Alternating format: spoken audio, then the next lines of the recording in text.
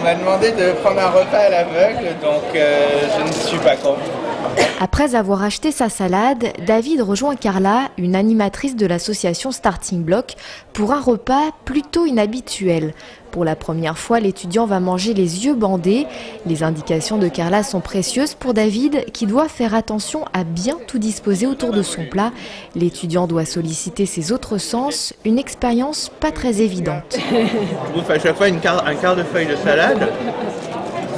Ça m'énerve. J'ai la débandade, j'ai du taboulé dans ma manche, j'ai de la sauce sur mes doigts. Faudrait mettre la sauce dans la manche, comme ça au moins. Cette mise en situation permet à David de mieux comprendre les difficultés que rencontre Carla au quotidien.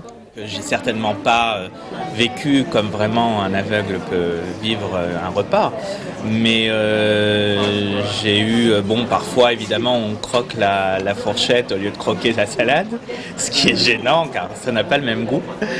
Et puis par moment, quand on a un petit pot de sauce, on peut le renverser, quoi. Les déjeuners à l'aveugle sont aussi l'occasion pour Carla de répondre aux éventuelles interrogations des étudiants. Un moyen pour elle de faire tomber les préjugés. Je leur donne des indications essentielles pour qu'ils puissent s'en sortir. Donc le premier point de départ, c'est que quand on ne voit pas, on a besoin de repères.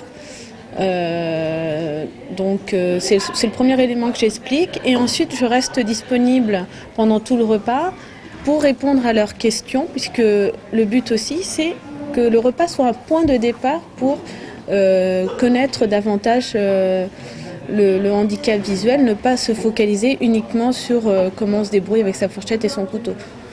Jusqu'au 5 mai prochain, comme ici à l'ESSEC, des journées de sensibilisation et de mobilisation sont organisées partout en France, dans une quarantaine d'établissements supérieurs.